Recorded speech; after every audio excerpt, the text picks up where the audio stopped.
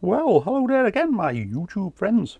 Here on the bench today we've got an iPhone 6S Plus, which has got a problem, a real problem with its battery connector. As you can see, someone has had a go at trying to replace this with the blowtorch. No, someone's had a go at replacing it, but not gone about it the correct way, I don't think. Okay, so I'm just looking over the other side. I found a little tiny solder ball over here. It could have been off this area, but I'm slightly concerned that it could have been off one of these, either one of these components or one of these ICs.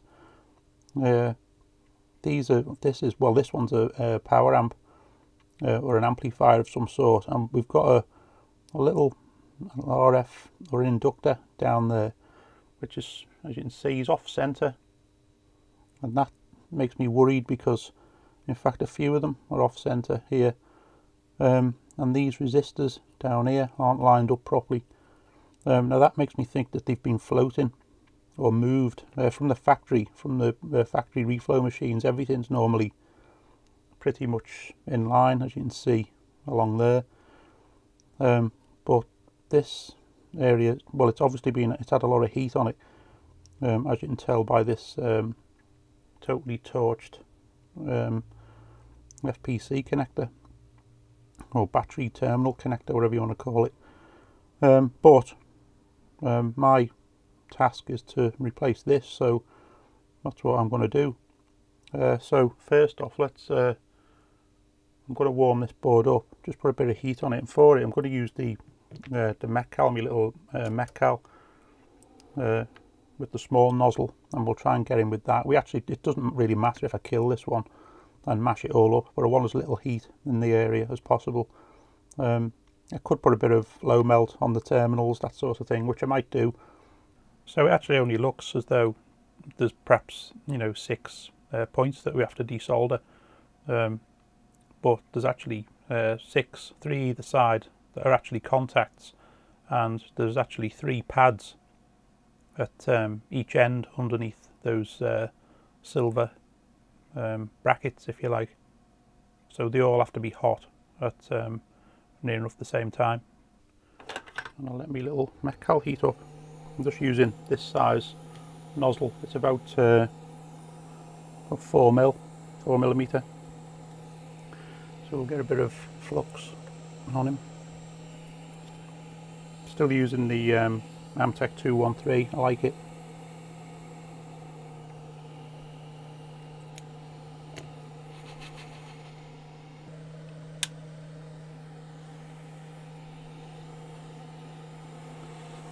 Okay, just take my glasses off and see properly through the microscope.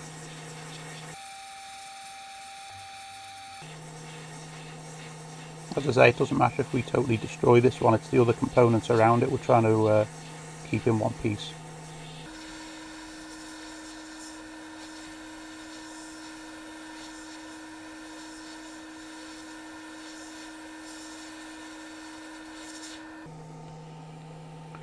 And there we go, that's him off. I always have this, the temperature on this Metcal is 430 degrees, but after it's travelled through the nozzle, it's probably not that hot. It might be around 390 to 400, something like that. Okay, now I'm going to get rid of the old lead-free solder.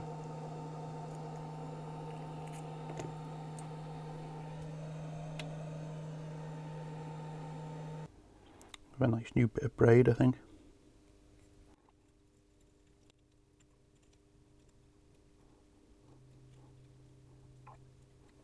Okay, looks nice and clean. I'll just tidy this bit up where obviously whoever's tried this has gone a bit mad with the soldering iron.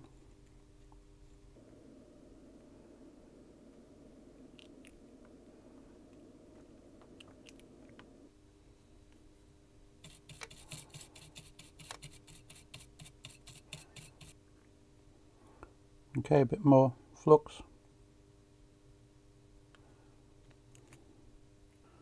So we'll just put a little bit of fresh solder down on here now. This is just ordinary leaded solder.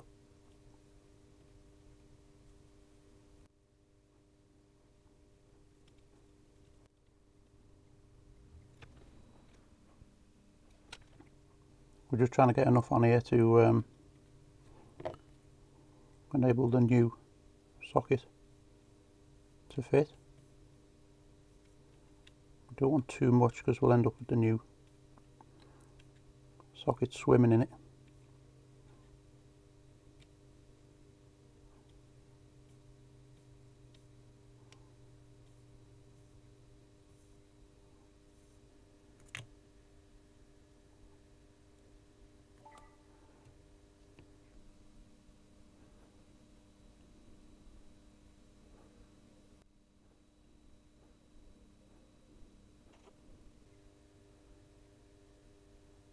Okay, there. So we'll go with that, I think.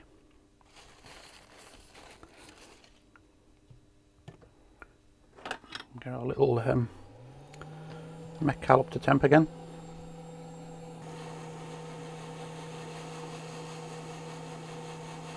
Okay, everything's surrounding up to temperature.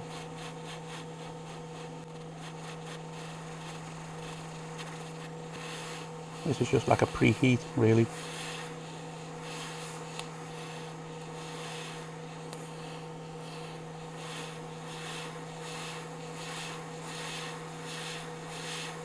I'm just moving a bit closer. You need the flux. Sorry, not the flux. The yeah, the flux clean popping.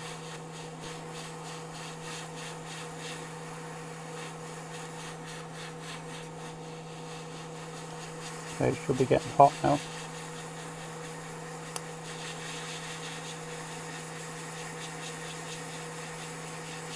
And any second we should be seeing it drop down into the solder. Solder has melted. So has the new component, very slightly. But that's okay. Yeah, that's fine, just a bit of surface heat there, that'll be fine. The reason I melted the top of that very slightly was because I was looking at this. When I had the heat on it, I was looking at this pin here and I didn't see any solder work its way up. That's why I thought, you know, it hadn't gone molten yet. And then when I checked with this one and I saw it was obviously up to temperature and the thing had actually dropped. So it should be alright. Do that connector. I'll put a battery in it and make sure the connector works properly anyway. It should be fine. So I'll just touch up those connectors now, or those terminals, and we should be done. Just put a little bit more flux down there.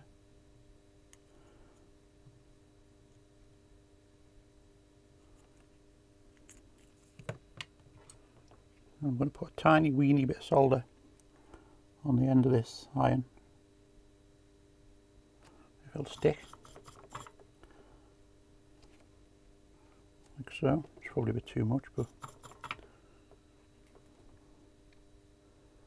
I'm just going to touch each one of these terminals just to make sure that we have indeed got solder down there.